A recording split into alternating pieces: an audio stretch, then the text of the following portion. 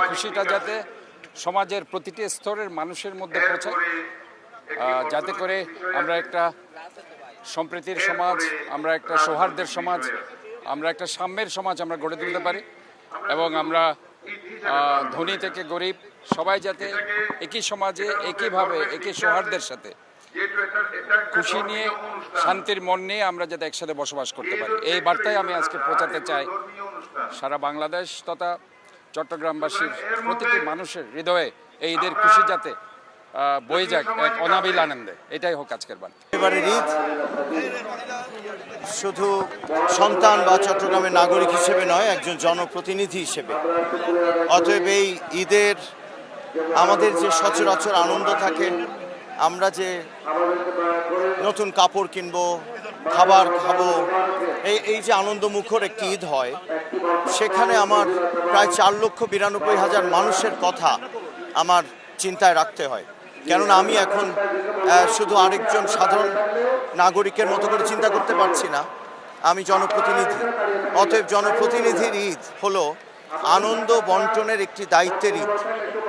এবং এই মুহূর্তে আমাকে ভাবতে হচ্ছে যে আজকে হয়তো সবাই আমাদের মতো নতুন কাপড় অথবা একই সুখের সমান করে তাদের জীবন কাটছে না, আজকের দিনটা তাদের কাটছে না।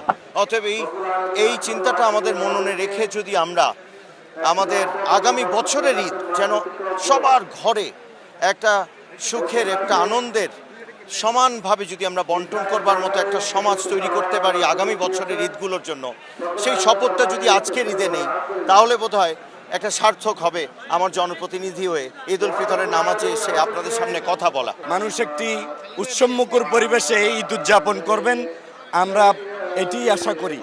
আমরা চাই সকল ধনী গরিব দল মত নির্বিশেষে শান্তিপূর্ণভাবে এবারের ঈদ উল ফিতর উদযাপন হবে এবং নতুন একটি সরকার প্রতিষ্ঠিত হয়েছে, তাদের মাধ্যমে এই দেশের মানুষ সামনের দিকে এগিয়ে যাবে ইনশাআল্লাহ।